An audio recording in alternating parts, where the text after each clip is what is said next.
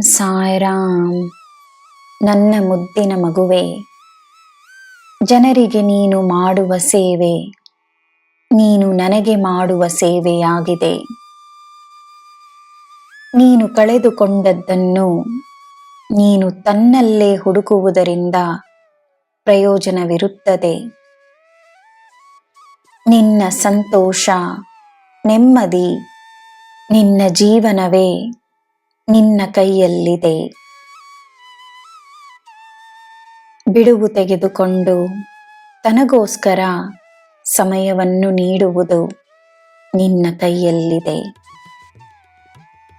ಅಗತ್ಯವೆಂದು ನಂಬಿದಾಗ ಎಲ್ಲ ತಾನಾಗೇ ಆಗುತ್ತದೆ. ಸ್ವಲ್ಪ ಏಕಾಂತದ ಸಮಯ ಎಲ್ಲರಿಗೂ ಅಗತ್ಯ. ಏಕಾಂತದಲ್ಲಿ ಮೌನವನ್ನು ಆಚರಿಸು. ಮೌನಕ್ಕಿರುವ ಶಕ್ತಿ ನಿನಗೆ ಸ್ಪಷ್ಟತೆಯನ್ನು ತರುತ್ತದೆ. ನಿನಗೆ ನೆಮ್ಮದಿ ಮತ್ತು ಬಲವನ್ನು ನೀಡುತ್ತದೆ.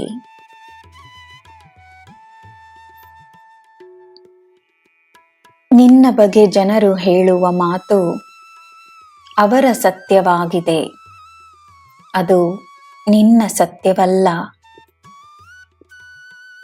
ಉದಾಹರಣೆಗೆ, ನಿನ್ನನ್ನು ಯಾರಾದರೂ ಇಲಿ ಎಂದು ಕರೆದರೆ ನೀನು ಇಲಿಯಾಗಿ ಬಿಡುವೆಯೋ?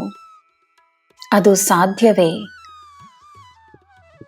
ತಮ್ಮ ಹೃದಯದಲ್ಲಿ, ತಮ್ಮ ಜೀವನದಲ್ಲಿ ಏನನ್ನು ತುಂಬಿಸಿಕೊಳ್ಳಬೇಕೆಂಬುದು ಅವರ ನಿರ್ಧಾರವಾಗಿರಲಿ. ನೀನು ತನ್ನನ್ನು ಪ್ರೀತಿಸು. ನೀನು ನೀನಾಗಿರು.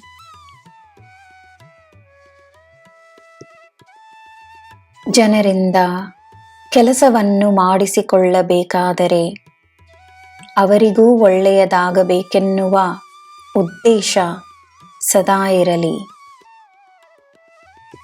ನಾಳೆಯ ಕೆಲಸ ನಿನಗೆ ಲಾಭವನ್ನು ತರುತ್ತದೆ. ಒಳ್ಳೆಯವರು ನಿನ್ನ ಜೊತೆ ಸದಾ ಇರುತ್ತಾರೆಂದು ನಂಬು. ನಿನ್ನ ನಂಬಿಕೆಯಿಂದ ನಿನ್ನ ಜೀವನದಲ್ಲಿ ನೀನು ಎಲ್ಲ ದೇವರು ದೇವತೆಗಳ ಆಶೀರ್ವಾದಗಳನ್ನು ತಂದುಕೊಳ್ಳಬಹುದು. ನನ್ನ ಮಗುವೆ, ದೇವರಿಗೆ ನಿನ್ನಿಂದ ಬೇಕಾಗಿರುವುದು ನಿನ್ನ ಒಳ್ಳೆಯ ಉದ್ದೇಶ, ನಿನ್ನ ನಿಜವಾದ ಭಕ್ತಿ, ನಿನ್ನ ನಿಜವಾದ ಪ್ರೀತಿ ಮಾತ್ರವೇ. ನಿನಗೆ ಎಲ್ಲ ಶುಭವೇ. ಜೈ ಸಾಯಿರಾಮ್.